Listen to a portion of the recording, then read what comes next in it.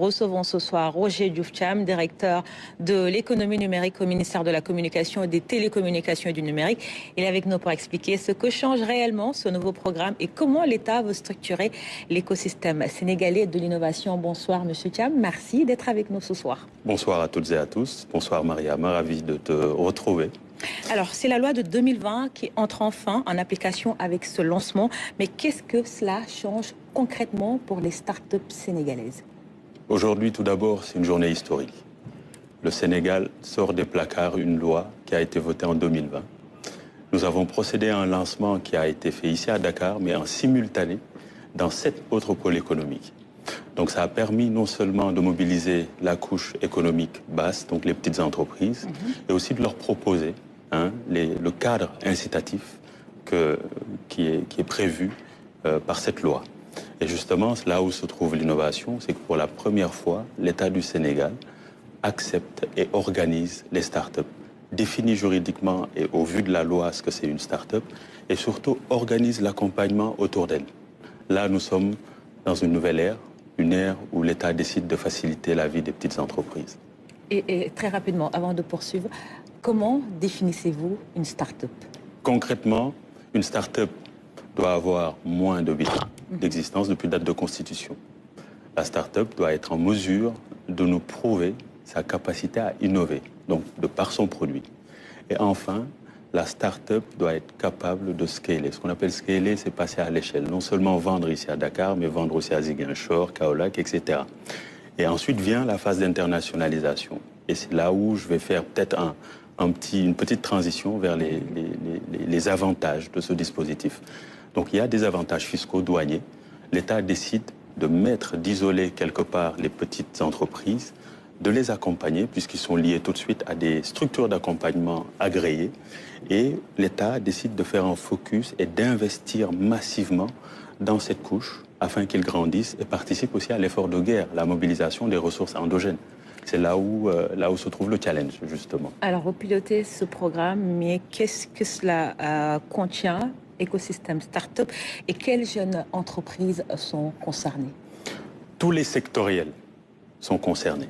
Il s'agit avant tout d'innovation. Et c'est ce matin le sujet sur lequel on a tous fait un focus. Le ministre Alioune Sall l'a rappelé. Le numérique est transversal, certes. L'innovation l'est plus. Donc aujourd'hui, ce qu'on propose à ces entreprises, c'est de se connecter dès aujourd'hui à la plateforme écosystèmestartup.sn, de s'enregistrer, parce que ça donne à l'État une visibilité, une cartographie selon les zones, les sectoriels des startups sénégalaises. Ça donne de la visibilité aux investisseurs de qui sont les startups sénégalaises, quels sont leurs chiffres, leurs KPI, comme on dit. Et surtout, ça nous permet, nous, sur la partie fonds de fonds, qui est l'avantage ultime que le Sénégal va tester, parce que l'État aussi innove à travers un financement, un instrument financier hybride. Nous allons mobiliser du capital risque. Oui. C'est un capital qui a été justement dessiné pour supporter le risque que constituent les startups. Et comment allez-vous assurer la mise en œuvre du programme sur la durée et d'éviter qu'il n'en reste un simple effet d'annonce ? L'innovation est devenue une compétition en Afrique. Le président de la République l'a dit, le Sénégal doit devenir un hub.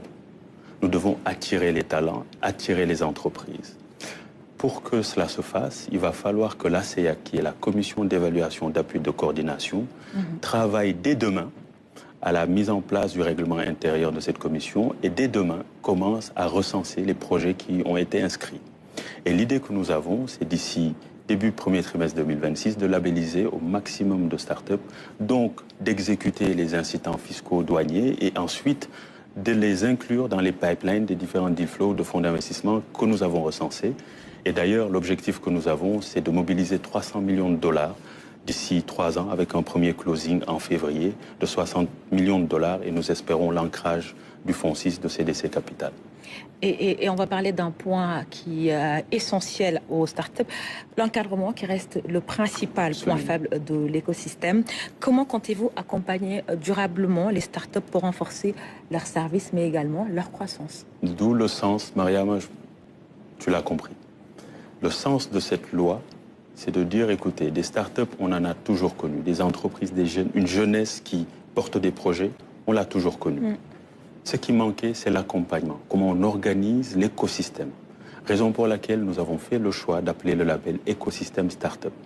Et l'écosystème, il y a une partie qui est très importante, un membre qui s'appelle SAE, structure d'accompagnement. C'est les incubateurs, c'est les accélérateurs, c'est les business angels, c'est les VC, comme on dit. Ces entreprises-là ont besoin que l'État aussi les accompagne. Raison pour laquelle la loi prévoit non seulement de labelliser des startups, mais d'agréer ces structures, de les accompagner, des incitants fiscaux qui vont leur permettre d'avoir suffisamment de trésorerie aussi pour accompagner davantage de startups. Voilà. Autre avancée qu'on a tous noté, l'essor de l'intelligence artificielle et les ambitions du référentiel Sénégal 2050. Quelle place aujourd'hui le pays peut-il réellement prendre sans l'innovation et dans l'innovation plutôt et la créativité? L'IA est la clé. Raison pour laquelle d'ailleurs aujourd'hui les startups qui exposaient avaient tout le temps une solution IA. Ils ont compris que les États africains n'ont plus comme objectif de courir après les concurrents, que les États africains veulent jumper, veulent sauter la concurrence. Et donc, ce qui nous permet justement de sauter, de jumper, c'est l'intelligence artificielle. Aujourd'hui, une start-up nous présentait une application dans laquelle, lorsqu'on parle français ou anglais ou coréen, tout de suite, il y a une voix en Wolof ou en Sérère ou en Djola qui sort. Les JOG approchent, un cas d'usage qui va faire que cette start-up sera un tabac à Dakar. Très bien. Merci beaucoup, Roger Diouf Thiam, d'avoir été avec nous. Le chantier est vaste, les attentes aussi, surtout pour une génération d'entrepreneurs qui comptent sur un cadre plus fort pour créer, grandir et innover. Nous continuerons donc à suivre l'évolution de ce programme et sur ses effets sur l'économie numérique. Absolument. Merci beaucoup.